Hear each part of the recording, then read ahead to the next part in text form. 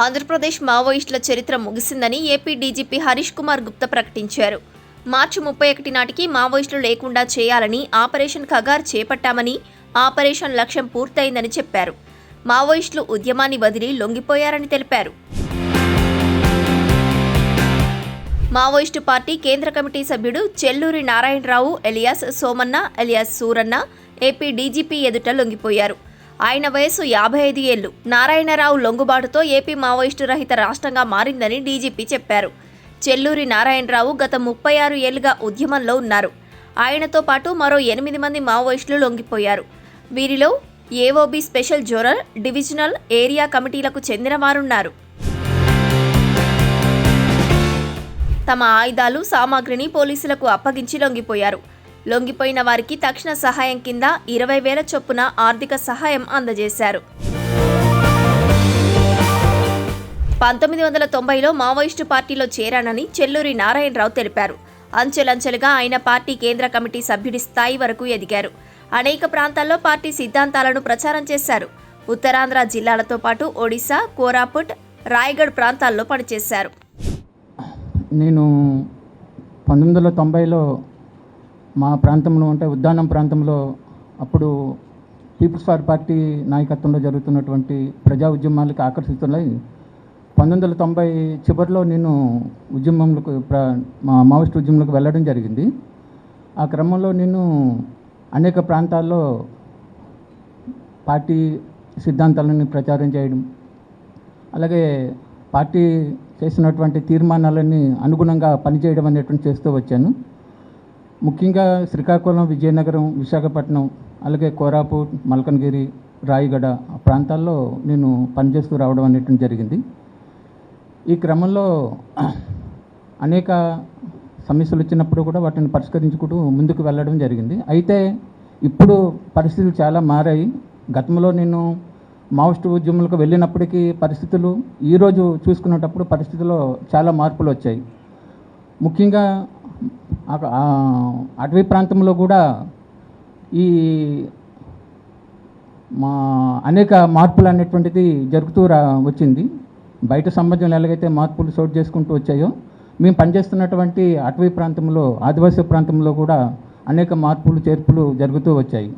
ముఖ్యంగా ప్రభుత్వాలు ప్రవేశపెడుతున్నటువంటి అభివృద్ధి సంక్షేమ కార్యక్రమాలు ఈరోజు గ్రామీణ ప్రాంతాల వరకు కూడా వెళ్ళడం అనేటువంటిది ఒకటి మనకు అక్కడ కనిపించినటువంటిది.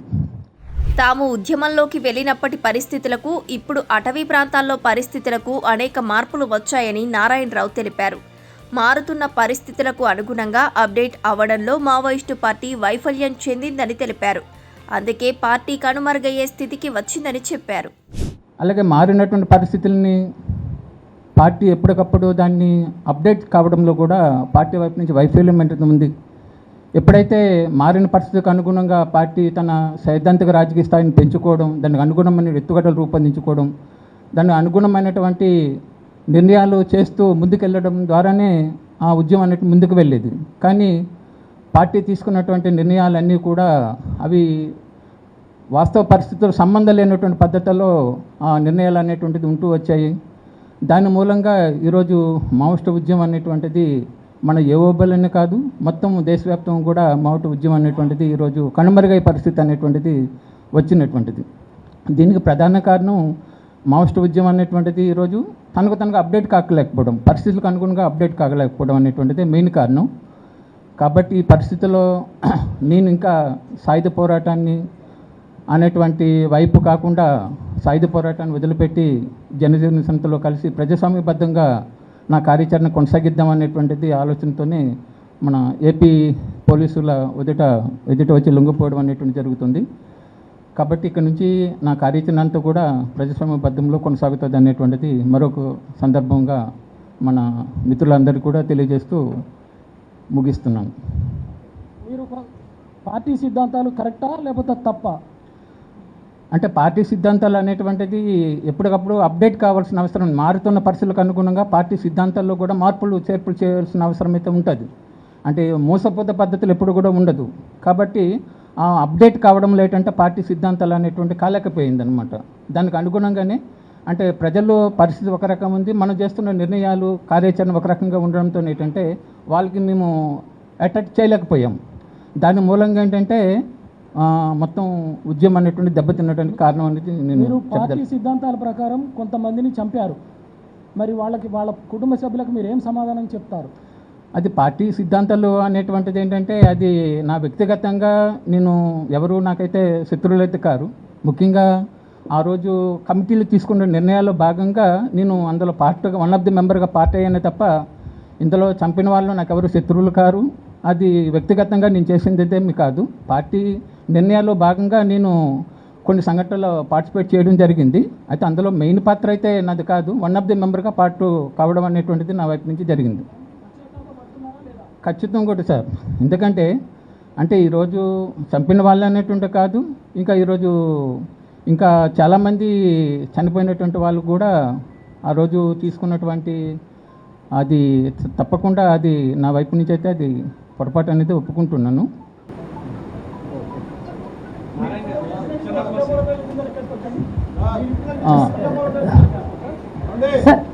ఏంటి సార్? Okay sir. సార్ నేను సార్ అయ్యో నేను ఏంటి సార్ ఇస్మాయి ఎన్కౌంటర్ అన్నట్టుగా ఎన్కౌంటర్ అనేది ఒక సంఘటన సార్.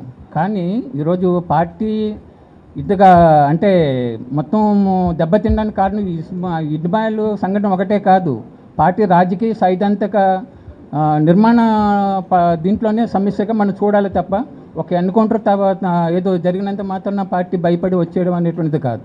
ముఖ్యంగా తను తీసుకున్నటువంటి నిర్మాణ రాజకీయ ఎత్తుగడలు ఏవైతే ఉన్నాయో అవి సరైన టైంలో తీసుకోకపోవడం మూలంగా జరిగినటువంటిది. Thank you sir. మళ్ళొక సందర్భంలో మీకు అందరికీ కలిసి తప్పకుండా అటెండ్ అవ్వడానికి ప్రయత్నం. శ్రీకాకుళం జిల్లా వజ్రపు కొత్తూరు మండలం బాతుపురం గ్రామానికి చెందిన చెల్లూరి నారాయణరావు 1990లో పీపుల్స్ వార్లో చేరారు. మిలిటరీ ఆపరేషన్స్ చేయడంలో ఆయన దిట్ట. ఏఓబి స్పెషల్ జోనల్ కమిటీలో కీలకంగా వ్యవహరించారు. సెంట్రల్ మిలిటరీ కమిషన్ సభ్యుడిగా, సిఆర్సి 3వ కంపెనీ కమాండర్గా పనిచేశారు. నారాయణరావుపై ఏపీ, ఒడిశాలో అనేక కేసులు ఉన్నాయి. ఇరు రాష్ట్రాల్లో భారీ మొత్తాల్లో నగదు రివార్డులు ఉన్నాయి. నారాయణరావు లొంగుబాటుతో మావోయిస్టు కేంద్ర కమిటీలో ఏపీ నుంచి మిగిలిన ఒకే ఒక్కడు లొంగిపోయినట్లయింది.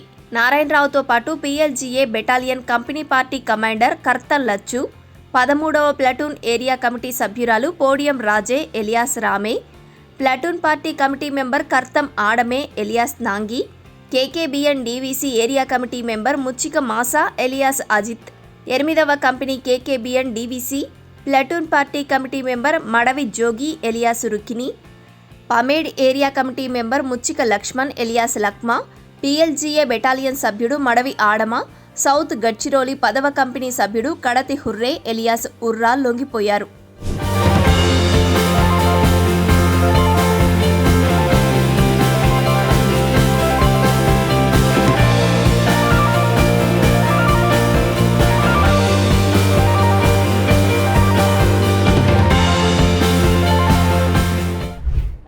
లెఫ్ట్ వింగ్ ఎక్స్ట్రీమిజం మీ అందరికీ తెలిసిన విషయం.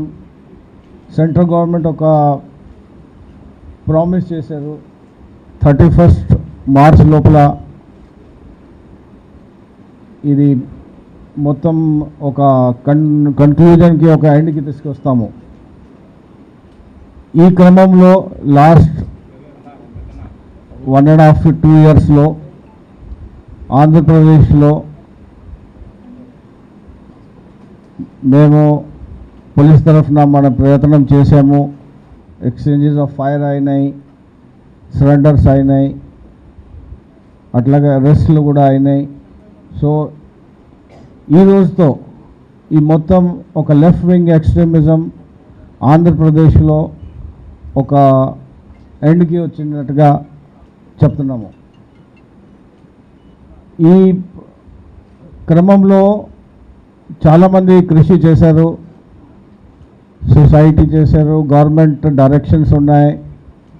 ముఖ్యంగా మన ఎస్ఐబి ఇంటెలిజెన్స్ చాలా మంచి పని చేసి ఈ మన స్పెషల్ ఫోర్సెస్ గ్రే హౌండ్స్ కానీ స్పెషల్ పార్టీస్ కానీ అందరు పనిచేసి ఈ ఒక ఎండ్కి తీసుకొచ్చాము. ఈరోజు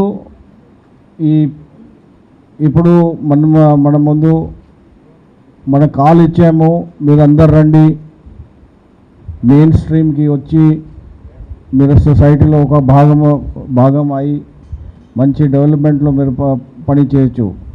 సో ఆ కాల్ మేరకు ఇప్పుడు ఉన్న ఈ 9 మెంబర్స్ లెఫ్ట్ వింగ్ ఎక్స్ట్రీమిజంలో చాలా కాలం నుంచి పనిచేసి ఈరోజు బయటికి వచ్చారు. సో వాళ్ళకి కూడా ఒక వెల్కమ్ ఇచ్చి మన సొసైటీలో యాక్సెప్ట్ చేసి వాళ్ళకి అన్ని గవర్నమెంట్ స్కీమ్స్ ప్రకారంగా వాళ్ళకి బెనిఫిట్స్ ఇచ్చి వాళ్ళకి ఈ మెయిన్ స్ట్రీమ్లో ఇట్లా వాళ్ళకి సెట్ చేస్తాము. ఈరోజు senior Maoist leader Chelluri Narayana Rao alias Suresh, central committee member, తర్వాత secretary Andhra Odisha border special zonal committee. ఈయన దాదాపు ఒక 36 years నుంచి ఈ మూవ్మెంట్లో ఉన్నారు. ఇప్పుడు ఈరోజు వచ్చి మన ముందు ఉన్నారు. ఇట్లాగా మిగతా కార్డర్స్, కర్టం లచ్చు, ఈయన DCM ర్యాంక్, ఈయన చాలా ఇంపార్టెంట్ కార్డర్, ఇది కూడా మన ముందు ఉన్నారు. అట్లాగే పోడియం రాజా అలియాస్ రామే, ఈయన area committee member 13th platoon national park area. ఇంకొక కర్టం ఆద్మే అలియాస్ నంగి, ఈయన మెడికల్ టీమ్ మెంబర్ PLJ బటాలియన్లో ఉన్నారు, ఈయన కూడా మన ముందు ఉన్నారు. Muchakki Masa alias Ajit ACM Odisha state committee. Madhavi Jogi alias Rukuni PC 8th company నుంచి ఈయన కూడా ఒడిశా స్టేట్ కమిటీ. ముచ్చక్కి లక్ష్మణ్, ఈయన సౌత్ బస్తర్ డివిజన్ నుంచి ఉన్నారు. మాధవి ఆదమ్మ, ఈయన 1st ప్లాటూన్ నుంచి ఉన్నారు. కాడతి హురే, ఈ అన్ని డీటెయిల్స్ మేము ప్రెస్ నోట్లో ఇచ్చాము. చెల్లూరి నారాయణరావు 1990లో రాడికల్ యూత్ లీగ్లో వచ్చి తర్వాత మెయిన్ పార్టీకి వచ్చి చాలా ఏరియాలో పనిచేసి మిలిటరీ ఫార్మేషన్స్లో పనిచేసి ఇది డిఫరెంట్ స్టేట్స్లో పనిచేశారు. ఆ మూమెంట్లో యాక్టివ్గా ఉన్నారు. 24లో సెంట్రల్ కమిటీ మెంబర్ అయి తర్వాత ఆంధ్ర ఒడిశా బార్డర్ సెక్రటరీగా చేశారు. చాలా ఒఫెన్సెస్లో ఉన్నారు. మనం ఇట్లా వాళ్ళకి ముందు తీసుకెళ్తాము, అది లీగల్ ప్రాసెస్ ఫాలోఅప్ చేసుకొని చేస్తాము. మీ LW ఫీల్డ్లో చూస్తే లాస్ట్ 1.5 yearలో 7 ఎక్స్చేంజెస్ ఆఫ్ ఫైర్ అయినాయి.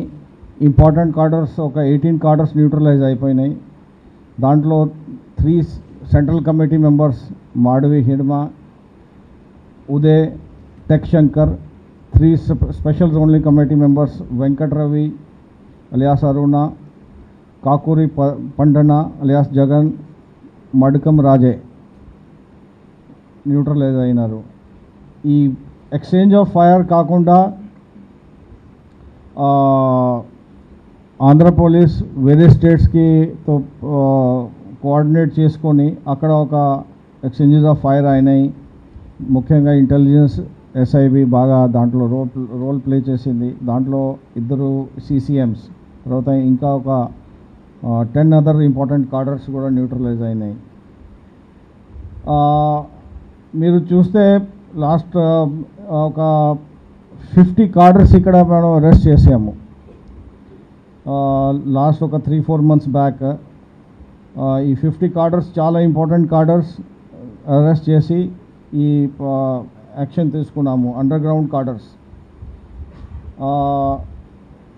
ఈ 31 members అరెస్ట్ అయినాయి. ఇప్పుడు లాస్ట్ 1.5 yearలో 31 members అరెస్ట్ చేసాము. అట్లాగా 106 members కార్డర్స్, అండర్ గ్రౌండ్ కార్డర్స్ వాళ్ళు సరెండర్ అయినారు, including 1 CCM, 2 south zone SG south zonal committee members. అట్లాగే చాలా ఆర్మ్స్ డంప్స్ మనం రికవర్ చేసాము. ఈరోజు మీరు చూస్తున్నారు, ఇంతకుముందు కూడా మీరు చూశారు. సో చాలా ఆర్మ్స్ డంప్స్ రికవర్ అయినాయి. ఓవరాల్గా లాస్ట్ 1 yearలో 120 weapons రికవర్ చేసాము. ఈ డీటెయిల్స్ మొత్తం మీకు ఇచ్చాము. ఇది కార్డర్ వైజ్గా వెపన్ వైజ్గా డీటెయిల్స్ ఈ ప్రెస్ నోట్లో ఉన్నాయి. సో మొత్తం మీద ఈ ఒక పీస్ఫుల్ సొసైటీ కోసం మన పోలీస్ కృషి ఈరోజు ఒక కన్క్లూజన్కి వచ్చింది. 31st మార్చ్లో టార్గెట్ ఉంటే 30th మార్చ్కి మేము అది అచీవ్ చేయగలము. So congratulations to AP police and పర్టికులర్గా ADG intelligence, ADG law and order ఎక్కడ ఉన్నారు, ఎస్ఐబి చీఫ్ ఎక్కడ ఉన్నారు, అందరికీ కంగ్రాచులేషన్స్, ఆర్టీఎస్ కంగ్రాచులేషన్స్. అండ్ మీ సహకారం కూడా ఉంది దాంట్లో, సహకారం చాలా ఉంది. So that's all from my side. Thank you.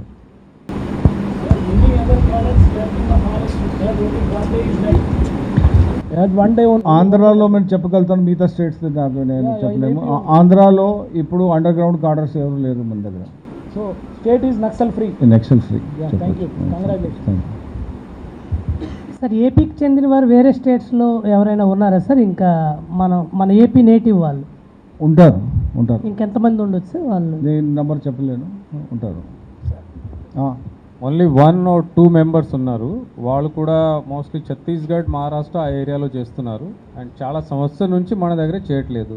So as of now we can say మన దగ్గర పని చేస్తున్నాడు, లేకపోతే ఆంధ్ర ఒడిస్సా బార్డర్ కమిటీలో ఆంధ్ర కమిటీలో ఉన్నవాళ్ళు ఇప్పటి వరకు ఎవరు లేరు.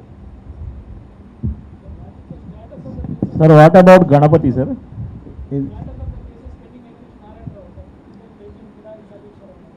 అవును, ఈ కేసెస్ది ఇప్పుడు లీగల్ ప్రాసెస్ ఫాలో అవుతుంది. ఇప్పుడు బయటికి వచ్చి ఇక్కడ లీగల్ ప్రాసెస్ ఫేస్ చేయాలా? లీగల్ ప్రాసెస్ తప్పదు కదా అందరికీ. సో లీగల్ ప్రాసెస్ ఉంటుంది. Sir what about Ganapati sir?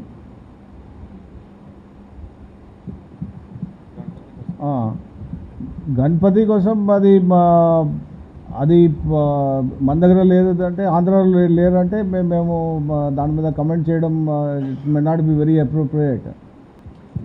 మీరు ఎవరు వాళ్ళతో మాట్లాడితే you can speak to them press meet తర్వాత. నక్సల్స్ ఫ్రీ ఏపీ అయింది, వెపన్స్ ఫ్రీ ఏపీ కూడా కావచ్చు అనుకోవచ్చు. అంటే వీళ్ళు ఎక్కడ కూడా ఇంకా లొంగిపోయిన, గతంలో లొంగిపోయిన వాళ్ళు కావచ్చు. చాలా మంచి క్వశ్చన్స్. ఈ ఆర్మ్స్ ఎట్లా ఉంటాయంటే, ఆర్మ్స్ ఒక పర్సనల్ ఆర్మ్స్ ఉంటాయి, ఆర్మ్స్ డంప్స్ ఉంటాయి. సో ఆర్మ్ డంప్స్ ఇక్కడెక్కడ ఉంటాయి, అది ప్రాసెస్ ఫాలో చేస్తాము.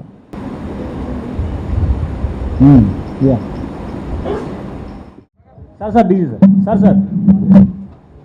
సార్ ఇప్పుడు గతంలో మావోయిస్టులు షెల్టర్ జోన్గా విజయవాడను ఎంచుకున్నారు. ఇప్పుడు ఉగ్రవాదులకు కూడా షెల్టర్ జోన్గా ఏర్పడింది. ఇటీవల చాలా మందిని అదుపులో తీసుకున్నారు కదా సార్? అది కరెక్ట్ ఇంటర్ప్రిటేషన్ కాదు.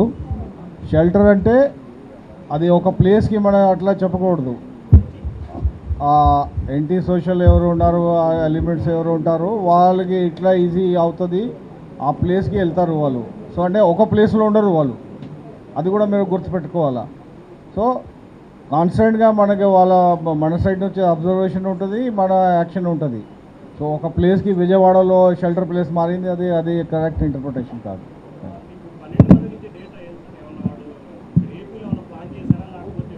అది మన ఇన్వెస్టిగేషన్ భాగంగా ఇప్పుడు బయట చెప్పడం కరెక్ట్ కాదు అది.